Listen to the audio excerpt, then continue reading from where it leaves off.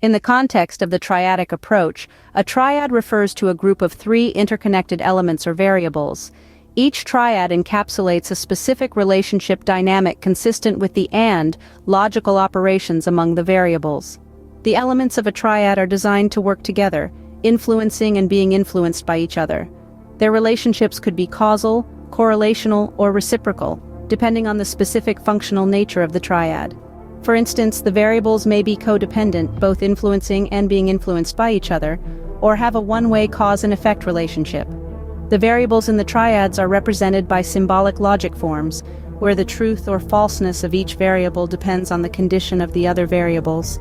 Different triads further illustrate the behavior of different types of systems, from the balance layer illustrating coexistence, through cycles, contingencies, and discontinuities, all the way to considerations and intentions. These triads cover different types and facets of relationships, interactions, transformations, and changes. Axioms, on the other hand, serve as fundamental principles or rules that define the operations and relationships within each layer of the triadic system. They establish the basis for understanding how each variable within a triad interacts with the others. The axioms were derived from the triads by applying a translation to Boolean algebra. Axioms also function as ground truths in the system. That is, they are considered inherently true and do not need to be proven. Their primary role is to set the logical precedents and operation rules that guide the analysis of the relationships among the triad's components. A given axiom regulates the behavior of the triads within its layer and determines how the variables relate to each other. Overall, triads and axioms work hand in hand to give a detailed perspective on the relationships and interactions within a system. While the triads represent the structural layout of elements within the system, the axioms provide the guiding principles that define the nature of the interactions and relationships among these elements. Understanding both triads and axioms is integral to utilizing the triadic approach in understanding and analyzing complex systems effectively. The 11 layers correspond to the 11 reactions creating the universe.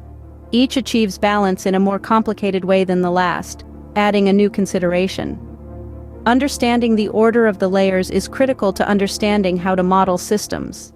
Triads take a particular view of reality, which, like whatever you currently believe, requires some faith. I think that most people have an intuition that things are interconnected. Every action affects other objects, and those affect other objects, and so on. And it is easy for people to essentially stop thinking at that point and say too complex.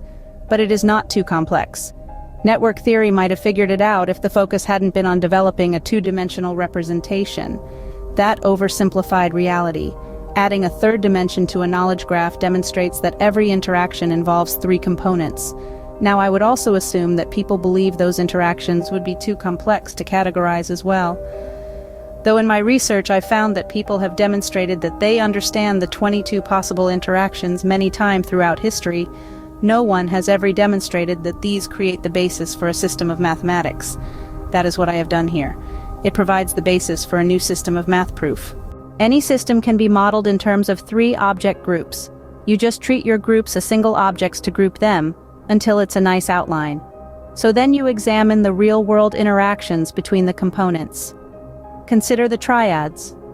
Compare the interactions between the objects to the explanations in the triads. Identify the matching triads.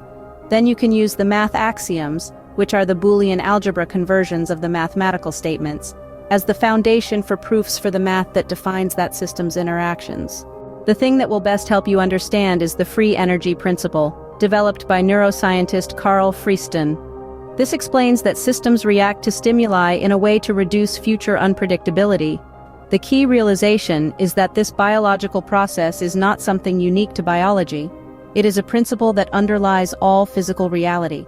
Let's reason all the way back to the beginning and work forward from there.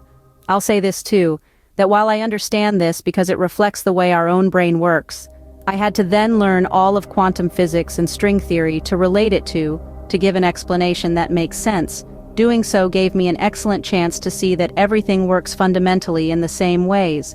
So, in the beginning, the universe was an untamed energy quotient, essentially in singularity, though the dimensions that give such a meaning did not exist yet. That was clearly an unstable state.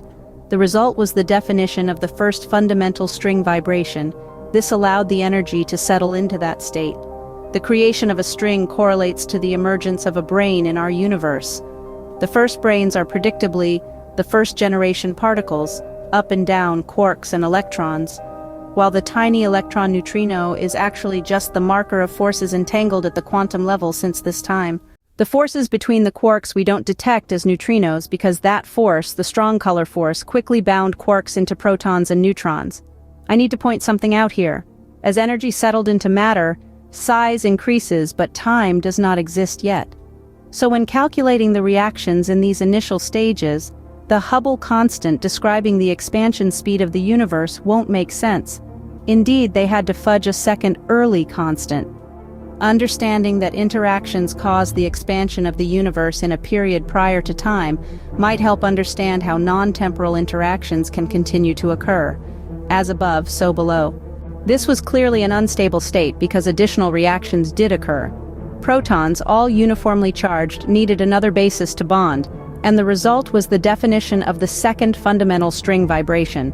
The energy of the universe was already encapsulated, but with each new vibration it becomes more complex, allowing the manifested particles to demonstrate additional attributes, which we break down to branes.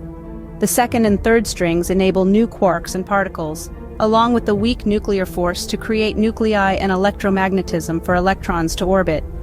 This is sufficient to define three-dimensional space and stabilize, but the energy of the universe was not stabilized and continued to seek a point of greater balance a la the free energy principle. And so it proceeds, on through the 11 dimensions of string theory and additional forces and structures of matter. Here's the high-level structure.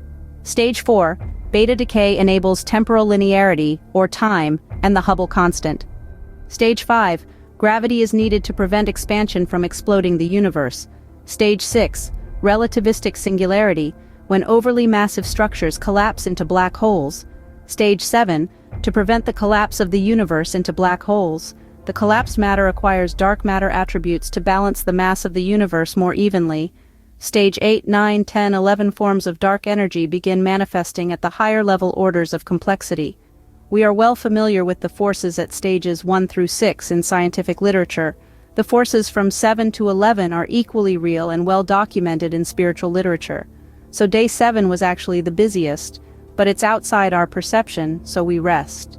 Each stage balanced the universe like a three-legged stool, and the process allows remarkable deductions. For instance, there are 33 fundamental subatomic particles. No need for a super collider to tell me that. So the question becomes, how far can we push a logical understanding? And the answer is all the way